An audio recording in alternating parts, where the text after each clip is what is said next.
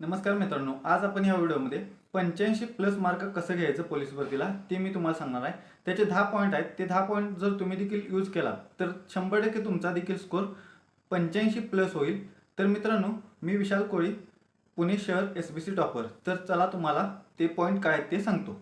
तर मित्रांनो, point number एक असा आहे की तुम्ही MCQ पहिला रिव्हिजन करायच्या आधी MCQ जे असतात आपल्या पुस्तकात शेवटला ते MCQ पहिला सोडवा. MCQ सोडवून झाल्यानंतर मग तुम्ही रिव्हिजन मारा आणि जे तुमचं चुकतंय त्या रिव्हिजन करताना त्याच्याकडे जास्त फोकस करा.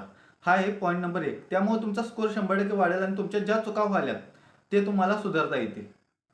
पॉईंट नंबर 2, तर मोठे जे टॉपिक असतात जसे की आता आपल्या मराठीला संधी हा विषय आहे. संधीमध्ये 3 आहेत. तर ते मोठे जे टॉपिक आहेत ते एका टायमाला कधीच कव्हर करू नका असा. जर तुम्ही संधीमधला जर पहिला स्वर संधी घेतला आणि नंतर तुम्ही एक टॉपिक बदलून घ्या, म्हणजे काळ घ्या, कुठलं पण घ्या तुम्ही त्याच्यात विभक्ती तेन घ्या. एक टाक मोठा टॉपिक जो असतोय ते एका टायमाला कधीच कव्हर करू नका असा. त्याला तोडून तोडून कव्हर करा. त्यामुळे तुमचं बोर पण होणार नाही आणि जे टॉपिक तेवढंच वाचताय तेवढंच लक्षात राहील. एकदम मोठा टॉपिक कव्हर केला की तुम्हाला ते कळणार नाही. ते टॉपिक तोडून तोडून कव्हर करा. हा आहे पॉईंट नंबर 2.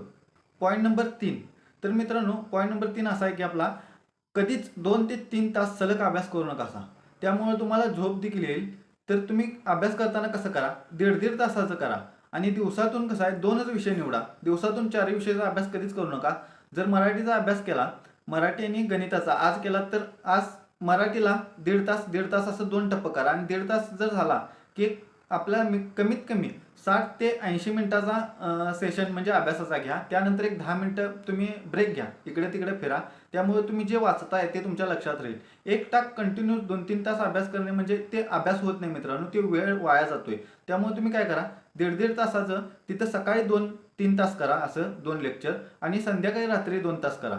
हे आपलं टोटल 6 तास होत्यात आणि दुपारच्या वेळेत जे असते ते आपलं कमीत कमी एक डेली प्रश्नपत्रिका होऊ दे. जर तुम्हाला ती नाही झाली तर गेल्या वर्षीच्या ज्या प्रश्नपत्रिका असतात त्या रिव्हिजन करा. त्यामध्ये तुमचा भरपूर स्कोर वाढेल. तर हा होता पॉईंट नंबर 3.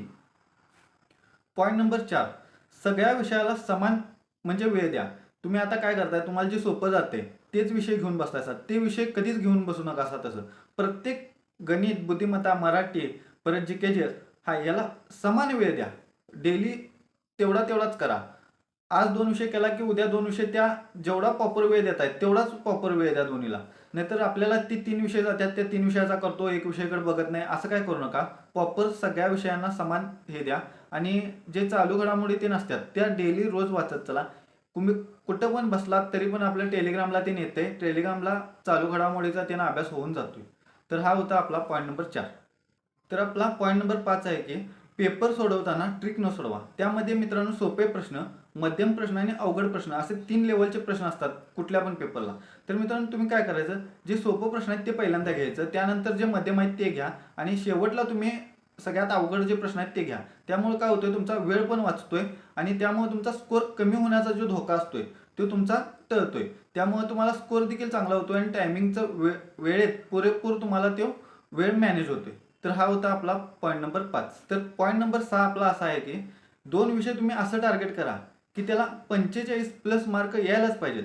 असे 2 कोणते पण विषय निवडा. तुम्ही आता तुम्हाला सोपा जात असेल मराठी किंवा गणित तर तो निवडा, नाही तर तुम्हाला गणित बुद्धिमत्ता सोपा जात असेल तर तो निवडा. त्या 2 विषयाला 45 मार्क प्लस जायलाच पाहिजे जर ते 50 मार्काला आले तर.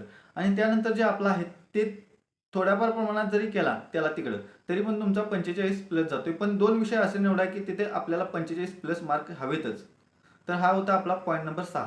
तर पॉईंट नंबर 7 असा आहे की तुम्ही जे प्रश्नपत्रिका सोडवत आहे ती OMR शीटवर न सोडवता डायरेक्ट आपण वहीमध्ये एक करा. प्रश्नपत्रिकेची वहीच करा आणि त्यामध्ये 1 ते 10 असं आकडा लिहून ठेवा आणि त्याच्या पुढे असं कॉलम करा. त्यामध्ये प्रश्न आपल्याला म्हणजे त्यांचं उत्तरं पण लिहावं आणि ते चेकिंग पण व्हावं. असं पहिल्यांदा 10 आणि नंतर 10 असं 20 असं करा. पहिले 1 ते 10, मग 51 ते 60 आणि त्याच्या पुढे असं टोटल 100 मार्काचं करा. आणि सोडवताना एका पानावर सोडवा आणि एका पानावर प्रश्नपत्रिका करा आणि जे तुमचं चुकतंय त्यामध्ये ते वहीच्या खाली तिथं नोट करून ठेवा आणि ते वारंवार वाचा. त्यामुळे काय होतंय, तुमचं पेपर जे असते ते एकाच वहीमध्ये राहतात. तुम्ही OMR शीटवर सोडवला तर OMR शीट कुठं पडत्या काय पडत्या राहत नाही ते लक्षात. तर वहीवर सोडवला की कसं तुम्ही पलटत जरी गेला त्याच्यावर तारीख वार सगळं टाकून ठेवा. त्याच्यावर तुम्ही कोणत्या दिवशी किती वाजता काय घेतला असा हे तुम्हाला कळवते आणि जे चुकतंय ते आपण त्या पानाच्या मागं घ्या. किंवा पानाच्या त्याच खाली तिथं जागा राहत्या मोठ्या वहीत, त्याच्या खाली फक्त नोट्स करून ठेवा की बाबा आपले हे चुकले, आणि ते रिव्हिजन मारताना फक्त ते मारा, म्हणजे तुमचं जे परत परत चुकत होतं ते तुमचं परत परत चुकणार नाही मित्रांनो. तर हा होता आपला पॉईंट नंबर 7. तर पॉईंट नंबर 8 आपला असा आहे की जिथं रँकिंग वाईज टेस्ट असत्या, म्हणजे आता मुलांच्या असत्या 100 पोरं असतात मित्रांनो, ऑनलाईन अशा भरपूर टेस्ट आहेत ज्यांच्या, असं तुम्ही घरात बसून पण अभ्यास करू नका असा की बाबा मला 85 येतोय 90 येतोय, असं कधीच करू नका. तुमचा चांगला स्कोर येत असला तरी पण ज्या वेळेला तुम्ही पेपरला बसताय त्यावेळेला तुम्ही घाबरून तुमचं मार्क जातात आणि त्या सिली मिस्टेकमुळे पोरं कितीतरी बाहेर पडतात.